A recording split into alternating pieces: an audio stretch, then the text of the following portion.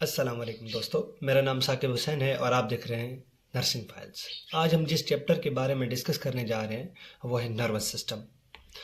Nervous system chapter को discuss करने से पहले मैं चाहता हूं कि हम इस चैप्टर के कुछ की हाइलाइट्स हैं, जो ऑब्जेक्टिव्स हैं हमारे, हम इस चैप्टर में क्या क्या डिस्कस करने जा रहे हैं तो वो हम डिस्कस कर लेते हैं। सबसे पहले तो इस चैप्टर में हम सबसे पहले ये डिस्कस करेंगे कि बेसिक्स ऑफ नर्वस सिस्टम क्या है, नर्वस सिस्टम है क्या, उसकी ऑर्गेनाइजेशन और उसका स्ट्रक्चर किस तरह से काम करता है, नर्वस सिस्टम के फंक्शंस कौन कौन से हैं। उसके अलावा नर्वस सिस्टम का जो हमारे पास बेसिक यूनिट है, जैसे कि न्यूरॉन कितने किस्म के होते हैं, क्या काम परफॉर्म करते हैं। उसके अलावा हम न्यूरोग्लिया, जिन्हें ग्लियल सेल्स कहते हैं, वो डिस्कस करेंगे। न्यूरोग्लिया की कितनी टाइप्स होती हैं, सेंट्रल नर्वस सिस्टम में कौन से न्यूरोग्लिया पाए जाते हैं और पेरिफेरल नर्वस सिस्टम में कौन से न्यूरोग्लिया पाए जाते हैं, वो हम सब इस चैप्टर में डिस्कस करेंगे।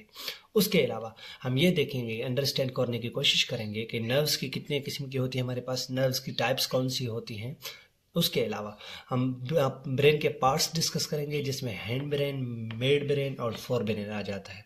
उसके अलावा मेनिंजीज को डिस्कस करेंगे कि ये 3 किस्म की जो मेनिंजीज होती हैं ये किस तरह से ब्रेन और स्पाइनल कॉर्ड को कवर करती हैं, इनमें कौन सा फ्लूइड पाया जाता है, किस तरह से जो है वो हमारे पास इन्फेक्शन से हमें बचाती हैं और जो ब्रेन को है वो प्रोटेक्ट करती हैं। उसके अलावा वेंट्रिकल्स को डिस्कस करेंगे, जो कि अहम किरदार अदा करते हैं सेरिब्रल स्पाइनल फ्लूइड को जो है हमारे पास फॉर्म करने में। उसके अलावा हम CSF की फॉर्मेशन, सर्कुलेशन, रीएब्जॉर्प्शन और फंक्शन डिस्कस करेंगे कि सेरिब्रल स्पाइनल फ्लूइड जो हमारे पास CSF है वो किस तरह से काम करता है। एंड लास्ट में हम ये डिस्कस करेंगे कि हमारे पास सेरिबेरम, ब्रेन स्टेम, जिसके पार्ट आ गया midbrain, pons, medulla oblongata and cerebellum, इनका स्ट्रक्चर और फंक्शन क्या है। उसके अलावा जनरल और गिरोव सेक्शनल स्ट्रक्चर जो है वो इनकी डीप एनाटॉमी स्पाइनल कॉर्ड की डिस्कस करेंगे कि हमारे पास स्पाइनल कॉर्ड के कौन से पार्ट्स हैं, कहाँ पर जो है वो हमारे पास जो है ग्रे मैटर पाया जाता है, कहाँ पर वाइट मैटर पाया जाता है, तो किस तरह से जो है वो ये सिग्नल्स को रिसीव करता है और कमांड जो है वो मोटर न्यूरॉन किस तरह से जो है वो कमांड जो है वो भेजते हैं। तो ये सारी चीज़ें हम इसी स्पाइनल कॉर्ड में डिस्कस करेंगे।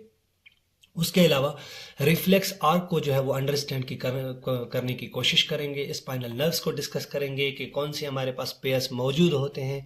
उसके अलावा स्पाइनल प्लेक्सिस जो मौजूद होते हैं, अगर इनमें से एक प्लेक्सिस डैमेज हो जाए, मिसाल के तौर पे अगर लंबर रीजन से जो है वो स्पाइनल नर्व्स डैमेज हो जाए तो आपकी यूरिनेशन, डेफिकेशन में प्रॉब्लम्स आना शुरू हो जाती हैं। उसके अलावा कैरेनियल नर्व्स को डिस्कस करेंगे, कितने पेयर्स होते हैं, कहाँ से जो है वो ये निकलते हैं, कौन सी जो है वो स्पाइनल नर्व का जो कैरेनियल नर्व का जो पेयर है वो सुनने में मदद देता है, सूंघने में मदद देता है, देखने में मदद देता है, कौन से जो है वो कैरेनियल नर्व्स कहाँ पर पाई जाती है, हमारे फेशियल एक्सप्रेशंस किस तरह से जनरेट होते हैं।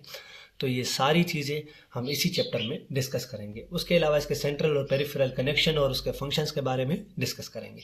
लास्ट में हम ये देखेंगे कि under the heading of autonomic nervous system sympathetic और पैरासिम्पैथेटिक डिविजन्स किस तरह से काम करती हैं। तो ये हो गया हमारे पास डिटेल्ड ऑब्जेक्टिव कि हमने PNC की तरफ से जो दिया गया करिकुलम है तो उसके मुताबिक कौन कौन सी चीज़ें डिस्कस करनी है। तो आए सबसे पहले हम इंट्रोडक्शन टू नर्वस सिस्टम को डिस्कस करते हैं। जब भी कोई भी आपसे पूछे कि नर्वस सिस्टम क्या है, तो नर्वस सिस्टम एक ऐसा सिस्टम है जो पूरे 11 सिस्टम को कंट्रोल और कोऑर्डिनेशन प्रोवाइड करता है। कंट्रोल और कोऑर्डिनेशन, आपने अगर ये 2 लफ्ज़ याद कर लिए तो ऐसा समझें कि आपने नर्वस सिस्टम को जो है वो अंडरस्टैंड करने की कोशिश कर ली है। तो नर्वस सिस्टम का बेसिकली यही काम है कि ये हमारे पास कंट्रोल और कोऑर्डिनेशन प्रोवाइड करता है किन किन चीज़ों में। मिसाल के तौर पे परसेप्शन, हमारी बिहेवियर, एक्शंस, मेमोरीज, किस तरह से वॉलेंट्री इनवॉलेंट्री मूवमेंट्स हो रही है, हमारी दिल किस तरह से धड़क रही है, लंग्स किस तरह से ऑटोनोमिक में काम कर रहे हैं, जो खाना हम खा रहे हैं वो किस तरह से हजम हो रहा है, हमारे हैंड्स की मूवमेंट, आई की ब्लिंक्स, आई की मूवमेंट, तो ये सारी चीज़ें under the control of nervous system आती हैं। नर्वस सिस्टम जो है हमारे पास एंडोक्राइन सिस्टम के साथ मिलके वेरियस स्टिमुलाई को जो है वो रिस्पॉन्स करता है, जिसके नतीजे में इलेक्ट्रिकल इम्पल्सेस जनरेट होते हैं by the generating action potential. ठीक है, तो नर्वस सिस्टम का जो हमारे पास बेसिक यूनिट है उस चीज़ को हम नाम देते हैं न्यूरॉन, जो कि मैसेज कैरी करता है from brain and spinal cord to various body parts. तो इस तरह से जो है वो नर्वस सिस्टम पूरे सिस्टम्स को जो है वो कंट्रोल एंड कोऑर्डिनेशन प्रोवाइड करता है। ऑर्गेनाइजेशन ऑफ, अगर नर्वस सिस्टम की बात की जाए तो नर्वस सिस्टम हमारे पास टोटली 2 kg जो कि बनता है 4.5 LP, तो ये हमारे पास मास जो है वो कंसिस्ट करता है। उसके अलावा ये 3% ऑफ टोटल बॉडी मास बनता है। एंड नर्वस सिस्टम हमारे पास one of the smallest and one of the complex जो है वो सिस्टम है, जो कि 11 बॉडी के सिस्टम, सारे के सारे सिस्टम्स को जो है वो कंट्रोल करता है। नर्वस सिस्टम को हमने दो सब डिविजन्स में जो है वो डिवाइड किया हुआ है। एक को हम नाम देते हैं सेंट्रल नर्वस सिस्टम और एक को नाम देते हैं पेरिफेरल नर्वस सिस्टम। और ये हमारे पास वर्क करता है 100 बिलियंस ऑफ न्यूरॉन्स के मिलने के साथ। न्यूरोलॉजी एक ऐसी फील्ड ऑफ साइंस है जो हमारे पास नॉर्मल फंक्शनिंग और डिसऑर्डर ऑफ नर्वस सिस्टम को हमारे पास डील करती है। न्यूरोलॉजिस्ट हमारे पास वो फिजिशियन होता है जो कि डायग्नोज करता है और ट्रीट करता है इन नर्वस सिस्टम की डिसऑर्डर्स को। ये हमारे पास वो चीज़ें हैं, नर्वस सिस्टम का हमारे पास बेसिक्स है। उसके अलावा अगर हम बात करें सेंट्रल नर्वस सिस्टम की, तो अगर आपसे ये वाइवा में क्वेश्चन किया जाए, अगर आपसे ये MCQs बेस्ड क्वेश्चन किया जाए पेपर में कि सेंट्रल नर्वस सिस्टम क्या है, तो सेंट्रल नर्वस सिस्टम, जब भी आप बात करेंगे सेंट्रल नर्वस सिस्टम की, तो सेंट्रल नर्वस सिस्टम में हमारे पास बेसिकली दो चीज़ें आती हैं। दो चीज़ों के साथ सेंट्रल नर्वस सिस्टम मिलके बनता है। Number 1 brain, number 2 spinal cord. जो कि ब्रेन होता है आपका वो स्कल के जो है वो अंदर जो है वो हाउस्ड किया हुआ होता है, जिसमें हमारे पास 100 बिलियन न्यूरॉन्स मौजूद होते हैं।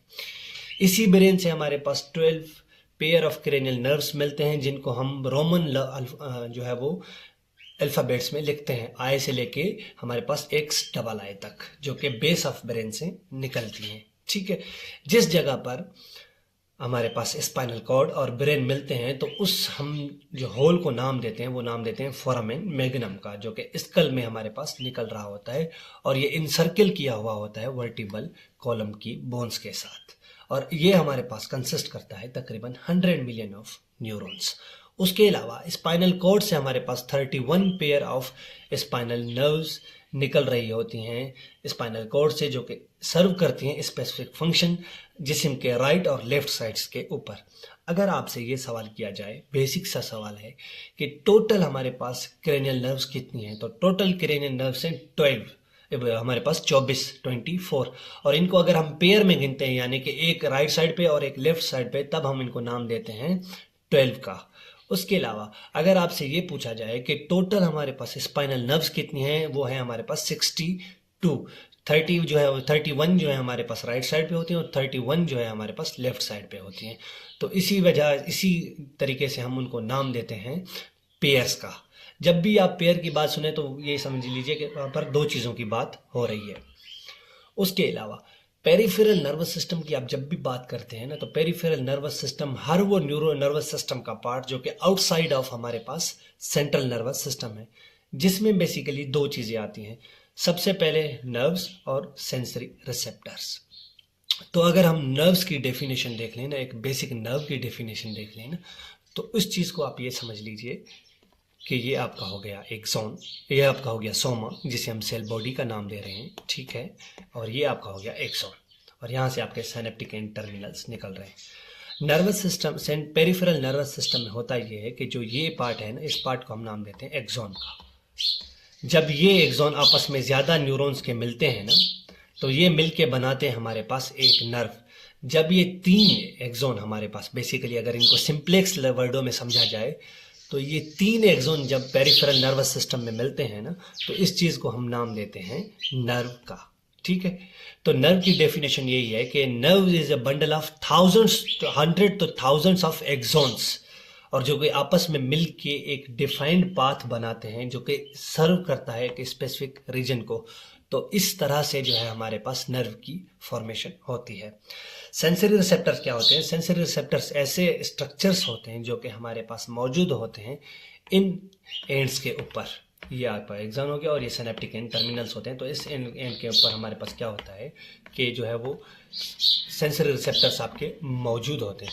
तो ये सेंसरी रिसेप्टर्स क्या करते हैं, जो भी स्टिमुलाई होता है, चाहे वो इंटरनल हो चाहे वो एक्सटर्नल हो, उसको जो है वो सेंस करते हैं और क्या करते हैं कि हमारे पास अपने अंदर से एक मैसेज जनरेट करते हैं, एक जिसके नतीजे में क्या होता है कि एक्शन पोटेंशियल जनरेट होता है और वही एक्शन पोटेंशियल क्या करता है, हमारे पास एक नर्व इम्पल्स की शक्ल अख्तियार करके ब्रेन की तरफ जाएगा, जिसे हम इफरेंट हमारे पास रेस्पॉन्स एफरेंट रेस्पॉन्स कहते हैं, और वहां से ब्रेन से जब आएगा एक मोटर रेस्पॉन्स की शक्ल में, तो हम उससे नाम देते हैं इफरेंट रेस्पॉन्स का। सेंसरी रिसेप्टर्स की कुछ हमारे पास मिसालें हैं, जैसे टच रिसेप्टर्स हो गए, फोटो रिसेप्टर्स हो गए, मैकेनो रिसेप्टर्स हो गए, आपके ऑल्फैक्टरी रिसेप्टर्स हो गए, नोसी रिसेप्टर्स हो गए। तो ये सारी एग्जांपल्स हैं हमारे पास सेंसरी रिसेप्टर्स की।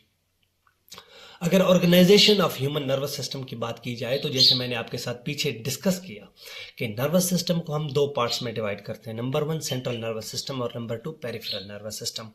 सेंट्रल नर्वस सिस्टम के दो पार्ट्स हैं, ब्रेन और स्पाइनल कॉर्ड, और पेरिफेरल नर्वस सिस्टम के दो पार्ट्स हैं, जिसमें आपकी पेरिफेरल नर्व्स आ गई और आपके सेंसरी रिसेप्टर्स आ गई, जो कि हमारे पास जरिया हैं communication between CNS and the body. और यही पेरिफेरल नर्वस सिस्टम क्या करती हैं कि सेंट्रल नर्वस सिस्टम के साथ मिलेंगी, जो भी कमांड होगी सेंट्रल नर्वस सिस्टम से लेंगी, और जो भी स्टिमुलाई होगा सेंट्रल नर्वस सिस्टम को देंगी। पेरिफेरल नर्वस सिस्टम को आगे हमने और दो रीजन्स में जो है वो डिवाइड किया हुआ है। सबसे पहले हम एक रीजन को नाम देते हैं सेंसरी यानी कि एफरेंट डिवीजन, और दूसरी डिवीजन को नाम देते हैं इफरेंट या मोटर डिवीजन। सही है।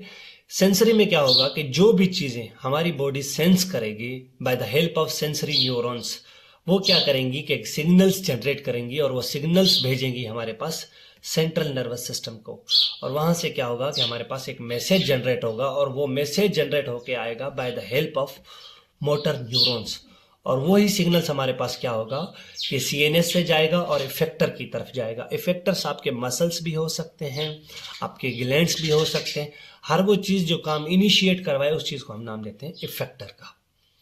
मोटर हमारे पास डिवीजन को हमने आगे फर्दर दो डिवीजन और में डिवाइड किया हुआ है, एक को नाम देते हैं हम ऑटोनोमिक का, और एक को नाम देते हैं सोमैटिक का।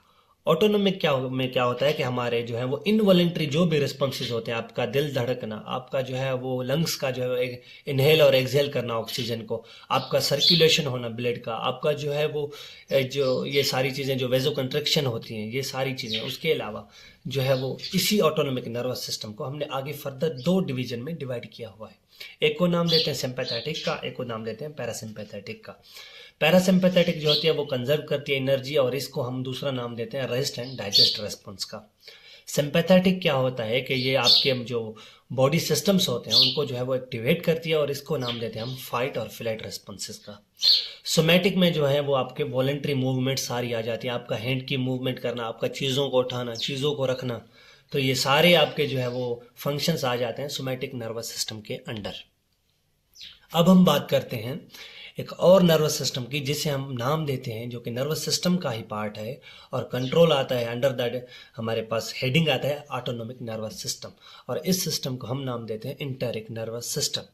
इंटेरिक नर्वस सिस्टम हमारे पास एक ऐसा एक्सटेंसिव नेटवर्क है जो कि 100 मिलियन ऑफ न्यूरॉन में जो है वो कन्फाइन करता है, और ये क्या करता है कि यही न्यूरॉन्स जो हैं हमारे पास जीआई ट्रैक के ऊपर मौजूद होते हैं। सबसे पहले आप इस चीज़ को समझ लीजिए कि जीआई ट्रैक हमारे पास यहाँ एलिमेंट्री कैनाल है क्या। तो ये आपका माउथ हो गया, माउथ से जैसे ही आपका जो ये इसोफेगस आया, ये आपका स्टमक आया, तो यहाँ से आके आपका एनल तक, इस चीज़ को हम नाम देते हैं एलिमेंट्री कैनाल का। और इसकी लेंथ कितनी होती है हमेशा एग्जाम में पूछी जाती है, हमेशा वाइवा में पूछी जाती है, तो आप जो है वो इसको कमेंट बॉक्स में लिख दीजिएगा। तो इसी वाल के ऊपर जो भी हमारे पास न्यूरॉन्स मौजूद होते हैं, जो कि 100 मिलियन जो है वो तकरीबन हो जाते हैं, और ये मिलके एक सिस्टम बनाते हैं, जिस चीज़ को हम नाम देते हैं इंटेरिक नर्वस सिस्टम का। इंटेरिक नर्वस सिस्टम का बेसिकली यही मकसद होता है, यह हेल्प करता है और रेगुलेट करता है हमारे पास स्मूथ मसल की एक्टिविटी को, आपके जीआई ग्लैंड के जो हमारे पास फंक्शंस हैं उनको कंट्रोल करता है by the help of autonomic nervous system. ठीक है। इस इंटेरिक प्लेक्सिस जो है वो इनमें हमारे पास मौजूद होते हैं, जो कि बंडल्स ऑफ न्यूरॉन्स की जो शक्ल में मौजूद होते हैं सारे जीआई ट्रैक के ऊपर। और ये कौन सा फंक्शन परफॉर्म करता है इंटेरिक नर्वस सिस्टम?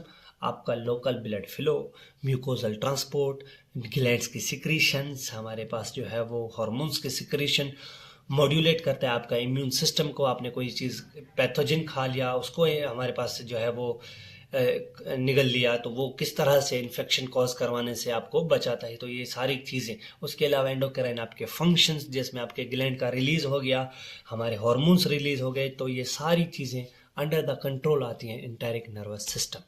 इस चीज़ को आप हमेशा याद रख लीजिए। अब हम बात करते हैं हिस्टोलॉजी ऑफ नर्वस सिस्टम की, कि न्यूरॉन्स और न्यूरोग्लिया हमारे पास हैं क्या। तो इस चीज़ को समझ लीजिए कि न्यूरॉन्स हमारे पास जो है वो एक स्पेशलाइज्ड सेल हैं, सही, और ये फॉर्म करते हैं कॉम्प्लेक्स प्रोसेसिंग नेटवर्क्स को in the brain and spinal cord, सही है। न्यूरॉन्स कभी भी डिवाइड नहीं होते, ये हमेशा याद रख लीजिए। इनमें जो है ना वो माइटोटिक डिवीजन की जो एबिलिटी होती है ना वो नहीं होती। क्यों नहीं होती? सेंट्रियोल की वजह से। सेंट्रियोल हमारे पास क्या है कि क्रोमोसोम्स को जो है वो डिवाइड करने में अहम किरदार अदा करते हैं। तो न्यूरॉन्स जो सेल्स हैं, स्पेशलाइज्ड सेल्स, इनमें सेंट्रियोल्स नहीं होते। जब सेंट्रियोल्स नहीं होते तो इनकी जो आबादी एम्ब्रियोलॉजी वक्त, एम्ब्रियो बनने वक्त बन चुकी होती है, वो दोबारा जो है वो फॉर्म नहीं होती कभी भी, ठीक है, क्योंकि इनमें जो है वो डिवीजन नहीं होती। जिस तरह से आम सेल्स डिवाइड होते हैं हमारे पास, इस तरह से इनमें डिवीजन नहीं होती। न्यूरोग्लिया जो कि सपोर्टिंग सेल्स होते हैं, इन्हें हम ग्लाइल सेल या गेंगलिया का भी नाम देते हैं, जो कि न्यूरॉन के मुकाबले में छोटी साइज में होते हैं, और ये टोटल 25% जो है वो हमारे पास ज़्यादा होते हैं न्यूरॉन्स की तादाद से, ठीक है। तो न्यूरोग्लिया का बेसिक डेफिनेशन अगर आपसे पूछी जाए तो ये एक हमारे पास सपोर्टिंग स्ट्रक्चर्स हैं, न्यूरॉन्स को सपोर्ट देते हैं, उनकी जो है वो न्यूट्रिशन उन्हें प्रोवाइड करने में मदद देते हैं, इन्फेक्शन से लड़ने में उन्हें मदद देते हैं।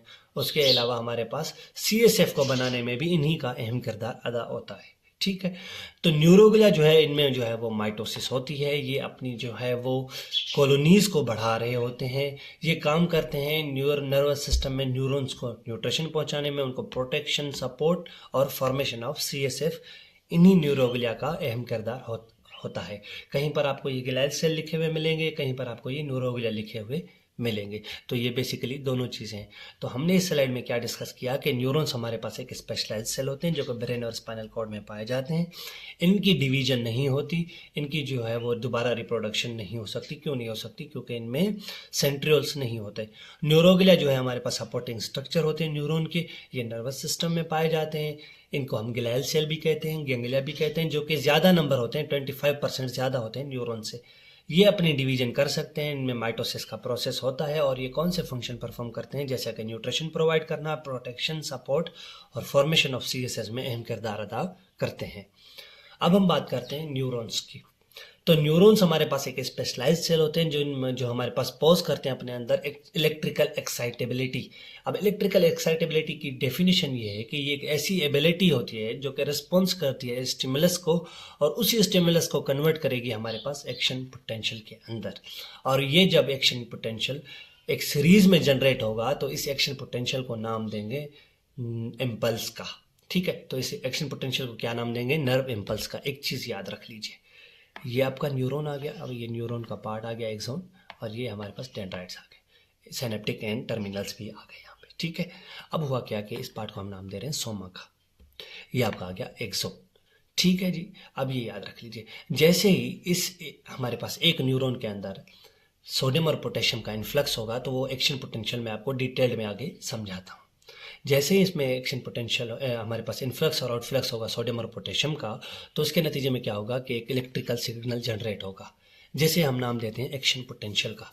अब ये एक्शन पोटेंशियल क्या होगा कि न्यूरोट्रांसमीटर की मदद से न्यूरॉन टू न्यूरॉन आगे चलता जाएगा। इसी वजह से न्यूरॉन टू न्यूरॉन आगे चलता जाएगा। जब ये न्यूरॉन टू न्यूरॉन जाता है ना, एक न्यूरॉन से दूसरे न्यूरॉन, दूसरे से तीसरे, तब हम इस सिग्नल को नाम देते हैं एक दूसरा, और उसको नाम देते हैं हमारे पास नर्व इम्पल्स का। तो ये चीज़ हमेशा याद रखिए, आपसे वाइवा में भी पूछा जाएगा, एग्जाम में पूछा जाए। तो एक सिग्नल जो एक न्यूरॉन के अंदर जनरेट हो रहा है तो उसको हम नाम देते हैं एक्शन पोटेंशियल। वही सिग्नल जब सीरीज में जनरेट होता है न्यूरॉन टू न्यूरॉन, तब हम उस चीज़ को नाम देते हैं नर्व इम्पल्स का, ठीक है जी। तो स्टिमुलस की डेफिनेशन आप ये देख लीजिए कि ये चेंज होता है इन एनवायरनमेंट। आपका वो इंटरनल भी हो सकता है और एक्सटर्नल भी हो सकता है, और ये इनिशिएट करता है हमारे पास एक्शन पोटेंशियल को, जो कि एक इलेक्ट्रिकल सिग्नल है। एक्शन पोटेंशियल की अगर हम बात देखें तो एक्शन पोटेंशियल को हम नर्व इम्पल्स इसलिए कहते हैं कि ताकि वो न्यूरॉन टू न्यूरॉन अगर जा रहा है, अगर एक न्यूरॉन में जनरेट हो रहा है तो उसे हम नाम देते हैं एक्शन पोटेंशियल का। ये एक हमारे पास इलेक्ट्रिकल सिग्नल है जो कि प्रोपेगेट करता है, ट्रैवल करता है through the surface membrane of neuron, यानी कि यहाँ से, ये आपका हो गया न्यूरॉन, ये आपका हो गया सोमा जिसे हम सेल बॉडी दे रहे हैं का नाम दे रहे हैं, ये आपका आ गया क्या? एक्सॉन, ठीक है, तो ये आपका क्या आ गया, सिनेप्टिक एंड टर्मिनल्स। यहाँ पर आपके डेंड्राइट्स आ गए। मिसाल के तौर पे यहाँ पर एक डेंड्राइट ने एक स्टिमुलाई को डिटेक्ट किया, उसके नतीजे में क्या होगा कि इस रीजन को हम नाम देते हैं एक्सोन हिलक का। ठीक है, यहाँ से क्या होगा कि ज़्यादा चैनल्स होने की वजह से जो कि सोडियम पोटेशियम के होते हैं, एक इलेक्ट्रिकल सिग्नल यानी कि एक्शन पोटेंशियल जनरेट हुआ। वो क्या करेगा कि यहाँ से एक सरफेस मेम्ब्रेन जो कि ये एक्सोन की है, वहाँ से जंप्स की सूरत में जो है वो जाता हुआ जाएगा। अब जंप्स की सूरत में क्यों जाएगा, क्योंकि यहाँ पर मौजूद होती है माइलिन शीट्स जो कि बीच में जिनके ऊपर होता है स्पेस। अब ये क्या करेगा कि जंप की सूरत में जो है वो हमारे पास इलेक्ट्रिकल सिग्नल जो है वो ट्रांसफ़र होता जाएगा साइनेप्टिक एंड टर्मिनल्स की तरफ से। यहाँ पर मौजूद होते हैं न्यूरो ट्रांसमीटर्स। अब न्यूरो ट्रांसमीटर वो आगे फंक्शन परफॉर्म करते हैं, आगे वाले न्यूरॉन को जो है वो एक्टिवेट करेंगे। किस तरह से करेंगे वो मैं आगे डिस्कस करता हूँ। अभी के लिए ये समझ लीजिए कि ये जो एक्शन पोटेंशियल होता है ना, ये इस तरह से सीरीज से जो है वो जंप करता हुआ आगे की तरफ जाता है। तो वही चीज़ वहाँ पर लिखी हुई थी कि यहाँ ये हमारे पास क्या करता है, प्रोपेगेट या ट्रेवल करता है surface of membrane of neuron, जो कि एक्सोन का ज़्यादातर पार्ट होता है। अब होता क्या है कि इस ट्रेवल होने की वजह से मूवमेंट ऑफ आयन होती है, यानी कि सोडियम और पोटेशियम की बिटवीन द इंटरस्टिशियल फ्लूइड। और क्या होता है कि यही सोडियम और पोटेशियम इनसाइड और आउटसाइड क्या करते हैं, न्यूरॉन के अंदर जाते हैं by the help of ion channels की, जिसकी वजह से क्या होगा कि न्यूरॉन की जो हमारे पास रेस्टिंग मेम्ब्रेन पोटेंशियल है वो चेंज होगी और उसके नतीजे में एक्शन पोटेंशियल जनरेट होगा। ये आपके पास बेसिक स्ट्रक्चर है न्यूरॉन का। ठीक है, तो ये आपके क्या आ गए, सोमा यानी कि सेल बॉडी। ये जो सारा रीजन आप देख रहे हैं, इस रीजन को हम नाम देते हैं सोमा का यानी कि सेल बॉडीज का। ये जो आप प्रोजेक्शंस देख रहे हैं, इन चीज़ को नाम देते हैं डेंड्राइट्स का। और यही वो रीजन है जहाँ से ज़्यादातर एक्शन पोटेंशियल जनरेट होता है, इसको नाम देते हैं एक्सोन हिलक का। ये जो आप रेड मेम्ब्रेन देख रहे हैं ना, इसको हम नाम देते हैं एक्सोलीमा का। ठीक है, अब ये आ गई आपकी एक्सोलीमा का। ठीक है, और इसी एक्सोलीमा के ऊपर मौजूद होते हैं माइलिन शीट जो कि बनी होती है लिपिड से। ठीक है, और इस चीज़ को हम नाम क्या दे रहे हैं, माइलिन शीट का। इसी रेड के हमारे पास लेयर के अंदर मौजूद होता है एक फ्लूइड जिसको हम नाम देते हैं एक्सोप्लाज्म का। ठीक है जी, और इस एक्सोन के पार्ट को हम नाम क्या दे रहे हैं, क्या किस चीज़ का नाम दे रहे हैं, एक्सोन का। ठीक है, इस न्यूरॉन के पार्ट को हमने नाम दिया एक्सोन का, इसको पार्ट दिया सोमा या सेल बॉडी का, और इसको नाम दे दिया हमने डेंड्राइट्स का। अब जैसे ही ये एक्सोन आगे जाएगा तो ये आगे जाकर हमारे पास क्या कहलवाएगा, एक्सोन टर्मिनल्स। इस चीज़ को हम नाम देते हैं एक्सोन टर्मिनल्स का। ठीक है, और ये जो आप छोटे छोटे से जो ये चीज़ें देख रहे हैं, इस चीज़ को हम क्या नाम देते हैं, साइनेप्टिक एंड बल्ब्स का। और साइनेप्टिक एंड बल्ब्स में मौजूद होते हैं न्यूरो ट्रांसमीटर्स जो कि रिलीज होने के बाद क्या करते हैं कि एक्शन पोटेंशियल जनरेट करवाते हैं दो न्यूरॉन्स के दरमियान। ये जो आप गैप देख रहे हैं ना, इस गैप को नाम देते हैं हमारे पास नोड ऑफ रेनवियर का, NODE, नोड ऑफ रेनवियर का। और एक चीज़ आप यहाँ पर आपको लिखी हुई मिलेगी साइनेप्स की। साइनेप्स का मतलब होता है कि जब दो न्यूरॉन आपस में कनेक्शन करते हैं ना, कम्युनिकेशन करते हैं, तो इस कम्युनिकेशन साइट ऑफ कम्युनिकेशन को हम नाम देते हैं साइनेप्स का। ठीक है, तो ये हमेशा आपके वाइवा और आपसे जो है वो एग्जाम में MCQs बेस्ड पूछा जाता है, शॉर्ट डेफिनेशन की सूरत में भी पूछा जाता है कि साइनेप्स आपका है क्या। ठीक है जी, अब हम बात करते हैं इन्हीं चीज़ों को डिटेल्ड में, जो कि न्यूरॉन्स के पार्ट मैंने आपको बेसिक बता दिए। कौन से बताए, सोमा सेल बॉडी, ये आपके आ गए डेंड्राइट्स, ये आपका आ गया एक्सोन। ठीक है, और इन चीज़ों को मैंने नाम दिया हमारे पास एक्सोन टर्मिनल का।